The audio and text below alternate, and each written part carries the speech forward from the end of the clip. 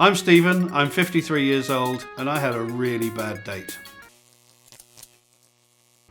It was 1982, and I was a young police officer working in London, and I'd just moved to London from Cornwall, so everything in London was exciting and different.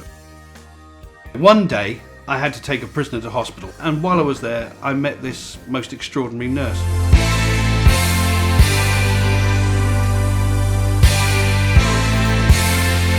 I remember the very first thing she said to me as she walked past, when she raised her eyebrows and went, "Like your helmet." She was sort of a little bit strange and aloof, but at the same time really quite friendly. So I decided to chance my arm and I said, "Do you fancy going out for a drink sometime?" And she goes, "I suppose I could if I've got nothing better to do." So I wondered where to take her. I wanted somewhere exotic and different, you know, the sort of thing that you wouldn't immediately think of. And I thought, I know, what about the Uxbridge branch of McDonald's? So I'm sitting there waiting for her, and she comes around the corner, and I didn't actually recognise her at first because she looked so extraordinarily different from when I'd seen her last.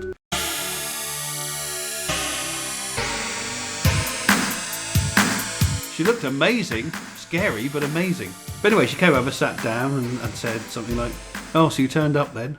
So, you know, I asked her, "Did you have any problem finding the place? How did you get here?" And she said, "Oh, I came in my car." And I said, "Oh, what sort of car have you got?" And she went, "It's a Vauxhall Chevette." "What sort of car have you got?" And I said, "Well, I've got a Ford Cortina GXL. You know, it's a nice big 1.6. And then she started talking about, you know, road death statistics and saying that the particular borough we were in at the time had an unusually high death rate or mortality rate for accidents on the A40 on the Western Avenue. So I asked her what sort of films she liked. She said, "Oh, I like films like Blade Runner. I really like that bit at the end where Roy Batty is on the roof dying and all that business about all these moments are gone forever, like tears in the rain, time to die."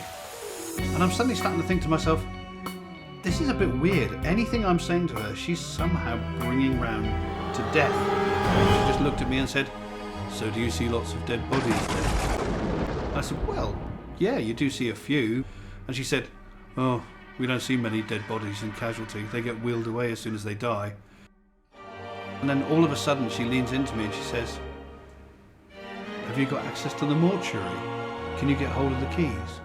And I said, "Well, we've got the keys at the station." For a naive Cornish boy like me, it was just getting creepy and weird, so I made up an excuse. I said, "Oh, there's been an emergency at the police station. I've got to get back there." And I can remember leaving the restaurant and getting away from there as quickly as I could, and the crashing disappointment that things had gone so horribly wrong. Yeah, I often wonder what happened to her and what would have happened if we'd stayed together.